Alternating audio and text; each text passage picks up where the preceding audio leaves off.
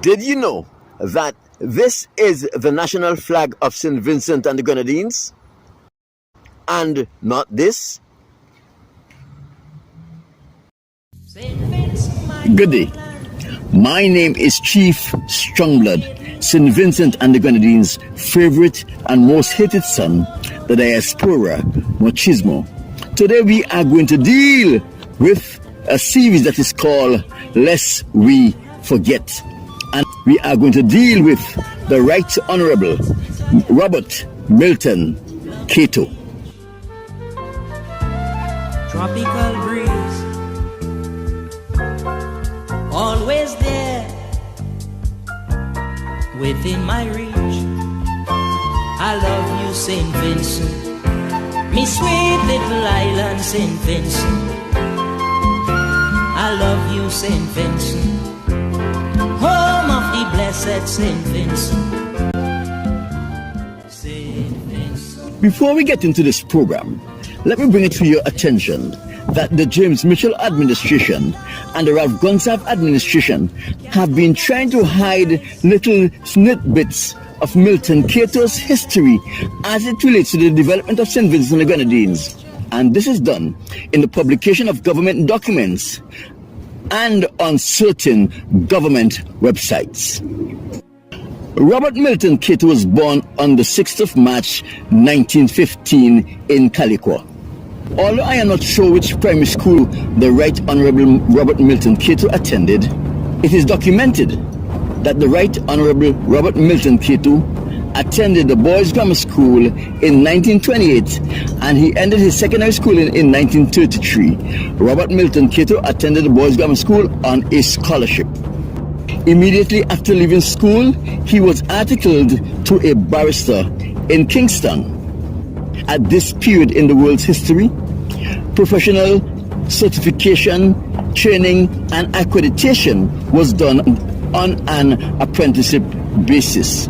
For example, if you want to become a lawyer or a doctor, you'll become an understudy of a practicing lawyer or doctor.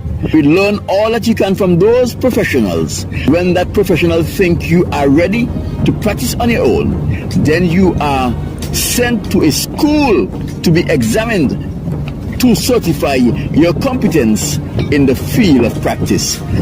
Later, Milton Cato got married to the beautiful dame from Rothermill, Lucy Cato.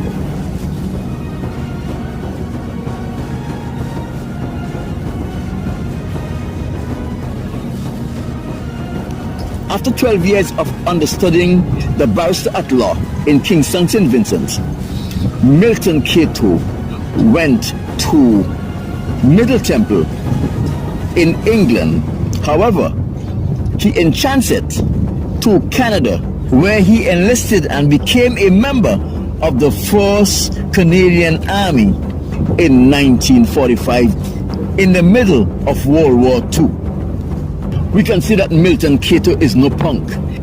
When many men around the world was trying to avoid enlistment, some were even trying very hard to beat the draft, Milton Cato, understanding the seriousness of war, knowing that he can lose his life, decided to plunge headfirst into enlistment into the 1st Canadian Army, knowing that he will sooner or later be deployed to fight the war. The first cannon shot of the Second World War is fired on Danzig.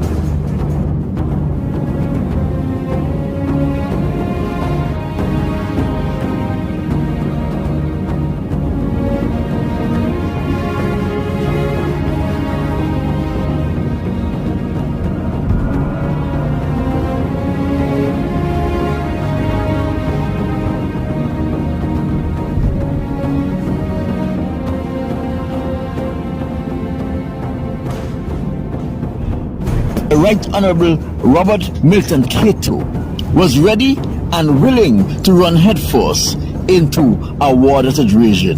He wanted an opportunity to experience what it was like to fight in a war. However, his enlistment came just as the war was about to finish.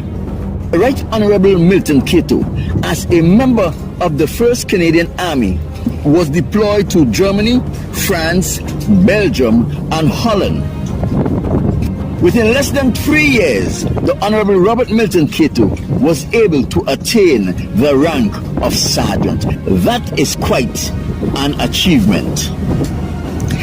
After spending 3 years of active service in the 1st Canadian Army, Milton Cato then went on to Middle Temple in England in 1948, where he was examined and read and was given certification and title of a barrister of law. When Milton Cato was a high school student and when he was an understudy at the barrister's chamber in Kingston, there was some very serious injustice that was taking place among his people. Vincentian historian Dr. Adrian Fraser, in his article, Two Spiritual Baptists in St. Vincent and the Grenadines, this is what he wrote. In the article, Two Spiritual Baptists in SVG, Dr. Adrian Fraser wrote, the church, the government, and the newspaper combined their efforts to fight against the religion. Thus came to a climax the passage of the Shakers Prohibition Ordinance in 1912. The hope was that the 1912 legislation was going to signal the end of the religion. Thus turned out to be an empty dream. The state prosecuted significant number of Shakers in the 1920s and in the 1930s. In 1912, the colonial government of St. Vincent and the Grenadines passed what is referred to as the Shaker Prohibition Ordinance, which outlawed the religion as was practiced by the Shakers. For 36 years, the Shakers were persecuted and prosecuted in St. Vincent and the Grenadines. Yet, they cannot afford a lawyer, and there was no lawyer who was willing to represent these God-fearing people pro bono. Entire congregations were arrested, charged, and persecuted. However, in 1948, something special happened. For the first time, after 36 years of being persecuted and persecuted, the Shakers will now be represented by legal counsel in their court hearing. Listen to Dr. Claudius Fergus as he expounded on this. The very first time that the spiritual Baptists were privileged with legal counsel was 1948, when Milton Cato in St. Vincent represented a group of 25 spiritual Baptists, who were of course called Shakers up to that time. In 1965, something very interesting happened in the Parliament of St. Vincent and the Grenadines. Probably the first time in the history of St. Vincent and the Grenadines, the opposition and the government decided to work together on behalf of a common interest. In the article, To Spiritual Baptists in SVG, Dr. Adrian Fraser wrote, Ebenezer Theodore Joshua carried on the struggle after Macintosh left the scene. Ebenezer Joshua moved a motion in Parliament in 1965 to have the law, the Shakers Prohibition Ordinance, revoked. He was strongly supported by Milton Cato, who led the opposition in the Legislative Council. But before this final blow to the legislation, which had been on the books for 53 years, can be delivered, Milton Cato, as a lawyer, had to secure a victory in Marquardt in the case involving Shakers. Now, Cato won a resounding victory by exposing the considerable flaws in the law, which was deliberately written that way to give liberty to the police and the magistrates to persecute the spiritual Baptists according to their own prejudices. They inserted into the legislation not because of carelessness, but because the government wanted to leave open the interpretation of what was in fact a violation of certain clauses within the Act. Although the government and the opposition were in agreement for the repeal of the Shaker Prohibition Ordinance, it still had to pass through the hands of the governor, who had the power to veto that law when it arrived at his desk. Needless to say, Milton Cato won that case in the Maricoa court, and the law was eventually repealed.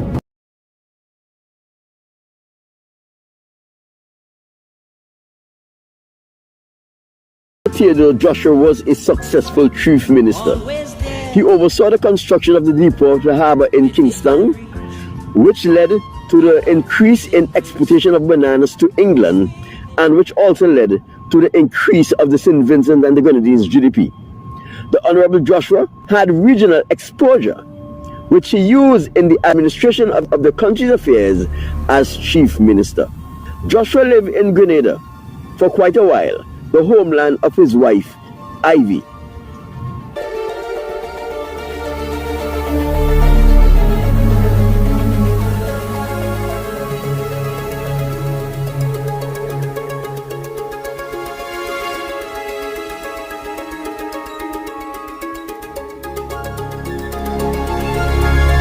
He also lived in Trinidad and Tobago, where he was a part of the political affairs in Trinidad and Tobago. In 1950, Joshua contested the Trinidad and Tobago general election, where he unsuccessfully ran for the San Fernando seat. Dr. Eric Williams and George Charles are also two Vincentians who were part of the Trinidad and Tobago electoral scene. In 1956, Dr. Eric Williams and George Charles won their respective seats in the Trinidad and Tobago 1956 general election. We also know Eric Eustace Williams is considered the father of independence. He led Trinidad and Tobago into independence on the 31st of August 1962, and on the 1st of August 1976, he led Trinidad and Tobago into acquiring republic status.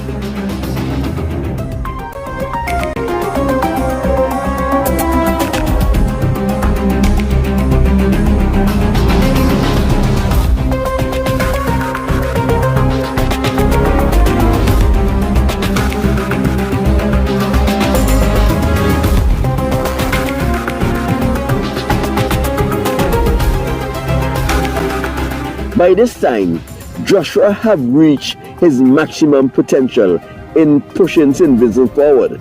His regional exposure and experience could only take him so far, and it have took him as far as he can go. When the Honorable Ebenezer Theodore Joshua headed the government of St. Vincent and the Grenadines as chief minister, we saw him and the opposition leader, Milton Cato, came together, worked in unison for the benefit of the people. At this stage of St. Vincent and the Grenadines' political history, Milton Cato was the best man for the job. The Honorable Theodore Joshua's regional exposure could only take him and the island thus far. Milton Cato's military training, service, and deployment to countries like France, Germany, Belgium, and Holland exposed Cato to the many nuances that help him to understand government and the proper administration of government, which was instrumental in taking St. Vincent and the Grenadines into another era of the country's history. 2 years later, in 1967, the roles were reversed. Now, the Honorable Milton Cato was Chief Minister, and Ebenezer Theodore Joshua was the leader of the opposition. Let us consult the St. Vincent and the Grenadines Government Gazette, Volume 100, number 34, which was published on the 30th of May, 1967. It says, it is notified by public information that the administrator, by virtue of the St. Vincent Constitution Order in Council, 1959, has appointed the Honorable Robert Milton Cato as Chief Minister.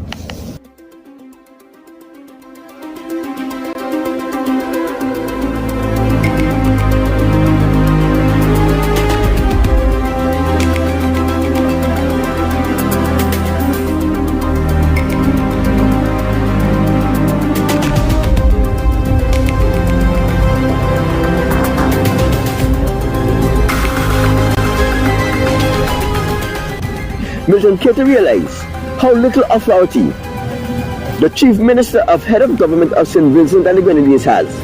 He also realized how little authority the combined parliament acting in unison has. Even when the government and the opposition voted unanimously for the repeal of the shaker prohibition regulation, they were unable to repeal that law. Immediately, it was Cato's intention to go in pursuit of statehood, which will put more authority in the hands of the parliament and take the micromanagement authority of the governor, who will look out for the interests of the crown. The Honorable Milton Cato was deliberate in his planning and in the execution of his plans. He firmly understood the task ahead of him. He had to prove to the crown that people are responsible enough to make responsible and prudent decisions. Administration of the affairs of the islands and the island resources. With a full understanding of the task ahead of him, the Honorable Milton Cato administration were prudent in the way they conduct the affairs of business and the management of the resources of the island of St. Vincent and the Grenadines. After 2.5 years of his prudent governance of the affairs of St. Vincent and the Grenadines, in 1969, the Honorable Milton Cato petitioned the crown for statehood. After a review of the records and the manner in which he had been managing the affairs of St. Vincent and the Grenadines, the crown had no choice but to bestow upon St. Vincent and the Grenadines associate statehood on October the 27th, 1969. Statehood took away the overriding micromanaging power of the governor, who looked out for the interests of the crown, and gave more authority to the Parliament of St. Vincent and the Grenadines. My name is Chief Strongblood, St. Vincent and the Grenadines' favorite and most hated son, the diaspora machismo.